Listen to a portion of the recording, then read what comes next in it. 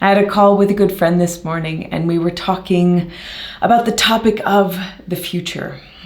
And she introduced me to a foundation that's called the Long Now Foundation. And I thought that was such an interesting name. And so I started looking and researching a little bit more about them, because this idea of future has always been something really interesting to me. Because when we actually think about it, the future doesn't exist. The past actually doesn't exist anymore, except for in the embodiment of whatever is now, whether that's our memories, a physical representation like a building or whatever it might be. And there was a quote from a guy named Michael Chabon. He says, "The future by definition does not exist. The future, whether you capitalize it or not, is always just an idea, a proposal, a scenario, a sketch for a mad contraption that may or may not work. The future is a story we tell, a narrative of hope, dread, or wonder." And as I read that, it hit home so much with the work that I do with storytelling mindsets, with being aware of the stories that our inner dialogue is processing on a constant basis.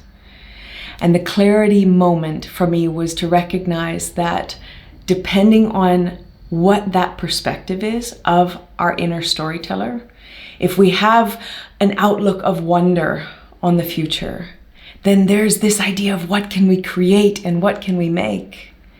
If I have an outlook of dread, it is what can I avoid and push away and not have happen.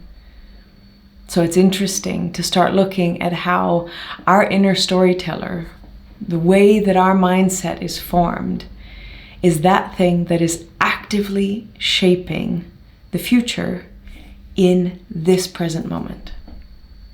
A lot of times we think, well, what can I do now? But now is all that we have.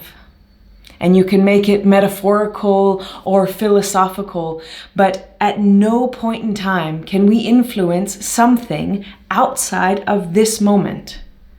But what we can do is begin to build blocks and take steps towards a vision, a story that we would choose to create.